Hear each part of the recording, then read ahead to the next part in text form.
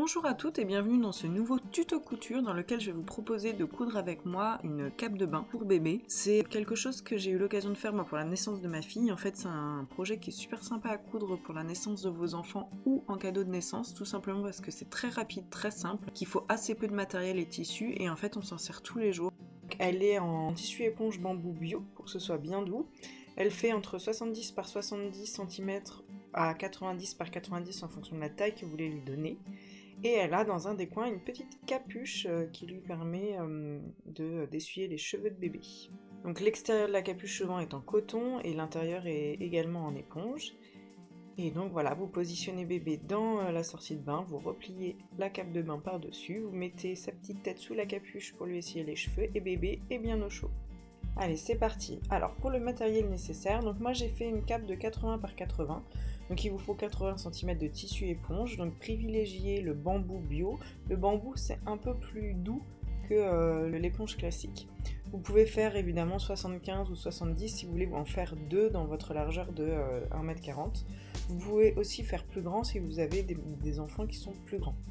Il vous faudra également 30 cm de coton, donc pour l'extérieur de la capuche, et puis 4 mètres de biais assortis, donc soit biais du commerce, soit du biais que vous aurez fait vous dans le même coton, c'est à vous de choisir.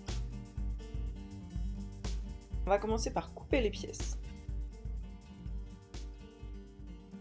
On va commencer par découper un carré dans votre tissu éponge alors moi je suis partie sur du 80 par 80, si vous voulez faire du 70 par 70 ou 90 par 90, c'est vous qui voyez. Donc commencez par couper un carré que vous allez ensuite plier en 4 et vous allez bien aligner les bords quand vous allez le plier en 4, appliquez-vous car là en fait on va venir dessiner l'arrondi sur les coins. Pour ça, rien de plus simple, vous pouvez utiliser ce que vous avez chez vous. Moi j'ai pris une petite assiette de ma vaisselle.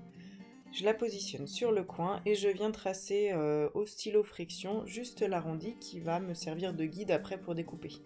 Et voilà mon arrondi, tout joli. Alors là, gardez bien les bords bien alignés si vous voulez que ce soit symétrique et vous venez couper avec les ciseaux sur l'arrondi. Si vous n'êtes pas sûr de vous, vous pouvez bien sûr épingler.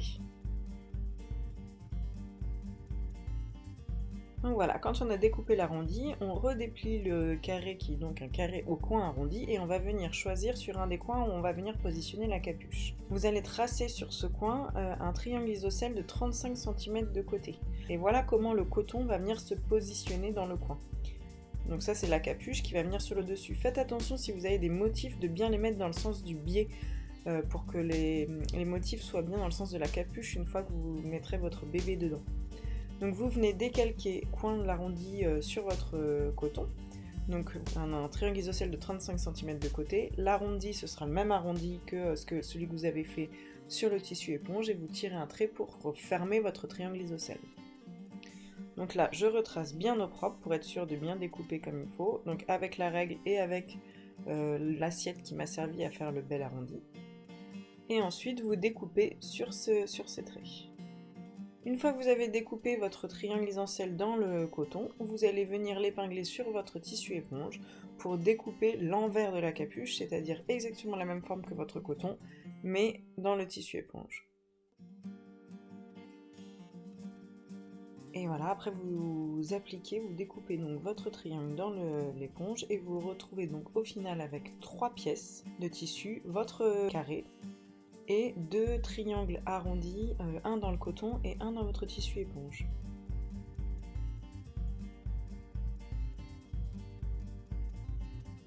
On passe maintenant à l'assemblage de la cape, donc des différents morceaux que vous venez de découper. Donc la première étape, ça va être de former la capuche. Donc pour ça, vous allez positionner votre triangle en coton sur votre triangle en éponge, envers contre envers. Attention, vous ne trompez pas, d'habitude on coud endroit contre endroit, là on est bien envers contre envers. Donc on va faire une couture de maintien à quelques millimètres tout autour des deux triangles, juste pour les maintenir ensemble. Une fois que c'est fait, on va commencer par venir ganser la partie longue, la partie droite du triangle isocèle qui va être le bas de la capuche. Donc pour ça, vous allez tout simplement coudre une partie du biais que vous avez sur la capuche. Donc moi, personnellement, je commence toujours par coudre sur l'envers pour ensuite replier sur l'endroit et voir au final ma surpiqûre sur l'endroit, mais alors ça c'est vraiment comme vous voyez. L'objectif c'est vraiment qu'en repliant, vous ayez le biais qui vienne se positionner exactement sur la couture que vous avez faite préalablement. Si vous voyez que votre marge de couture est un peu longue ou un peu épaisse, parce qu'il y a quand même le tissu éponge et le coton, n'hésitez pas à recouper votre marge de 1 ou 2 mm pour être sûr que votre biais se positionne bien. Donc vous épinglez et hop, vous surpiquez sur l'endroit. Toujours un petit coup de fer à repasser pour que tout se positionne bien, obligatoire. D'ailleurs là on voit bien la différence entre avant et après. Et voilà, votre capuche est formée. On passe ensuite à l'assemblage avec le corps de la cape de bain. Donc vous allez positionner votre capuche sur un des coins de votre cape de bain.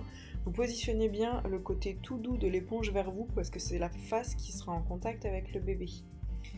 Donc là, si tout se passe bien, vous avez exactement le même arrondi et la même découpe sur votre capuche et sur votre cape de bain. Donc vous épinglez le contour de la capuche sur la cape et on va venir, de la même façon que vous l'avez fait sur la capuche, faire une couture de maintien entre la capuche et la cape de bain.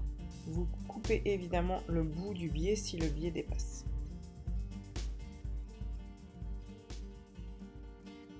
Une fois que c'est fait, et ben c'est déjà presque fini. On va mettre du biais sur tout le pourtour de la cape de bain. Alors, comme à mon habitude, je commence par positionner le biais sur l'envers. Donc moi, personnellement, j'épingle mon biais parce que j'aime bien qu'il soit prépositionné, voir où j'en suis, et puis tout simplement pour voir si j'ai assez de longueur sur mon biais.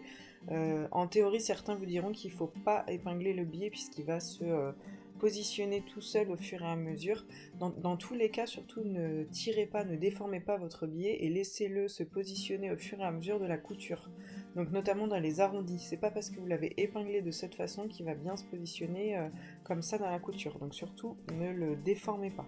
Donc vous allez venir coudre votre biais tout le tour de votre cape de bain et vous allez revenir à votre point de départ, effectuer une jolie jonction entre le début et la fin de votre biais. Donc vous cousez classiquement sur les lignes droites et dans l'arrondi, vous allez venir avancer votre tissu quelques centimètres par quelques centimètres sans tirer ni sur le biais ni sur le tissu. Le biais doit venir épouser tranquillement le tissu. Donc petit à petit, vous tournez votre tissu pour qu'il se présente sur la machine. Une fois que votre biais est cousu, n'hésitez pas encore une fois à réduire la marge de couture si vous voyez que c'est trop épais et aussi à cranter dans les angles parce que en fait votre biais va tirer un petit peu, vos angles sont quand même des angles droits donc c'est logique que ça tire un peu, donc n'hésitez pas à cranter, comme ça va vous aider à retourner votre biais sur l'endroit. Donc une fois que ça c'est fait, vous pouvez retourner sur l'endroit, vous épinglez bien pour que le biais tienne bien en place, vous vérifiez aussi qu'il est bien régulier et surtout que la surpiqûre va bien tomber sur l'arrière. Quand on met un biais, vous regardez bien que sur l'arrière, la couture va arriver pile poil au ras du biais, ni au-dessus ni en dessous. Il faut s'appliquer un petit peu dans les angles pour que le biais se positionne bien. Vérifiez bien qu'il vienne se mettre au ras de la couture précédente et que l'arrondi se fasse bien.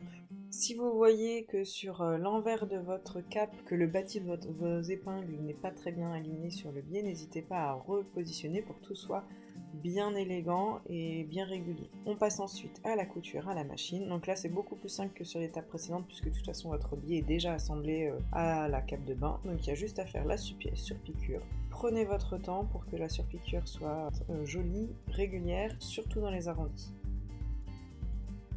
Une fois que c'est fait, on passe évidemment à l'étape indispensable du repassage.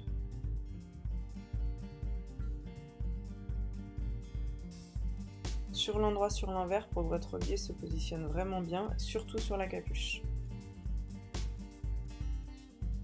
Et voilà, votre serviette, votre cape de bain pour bébé est terminée. Donc là on est vraiment sur un cadeau qui est très sympa, donc à se faire soi-même pour l'arrivée d'un bébé ou en cadeau de naissance. C'est à la fois quelque chose qui est très rapide à faire, qui ne demande pas beaucoup de technique ni beaucoup de tissu et en même temps qui va servir tous les jours, croyez-moi sur parole. N'hésitez pas aussi à jouer sur le coton, sur les couleurs de biais, à en faire des parures aussi, puisqu'il va vous rester des chutes dans votre tissu éponge. N'hésitez pas à faire un gant assorti et des petites lingettes lavables assorties. Merci à toutes d'avoir suivi ce tuto sur la couture d'une cape de bain. J'espère pouvoir revenir bientôt. Et en attendant, je vous souhaite une très bonne couture à toutes. Au revoir!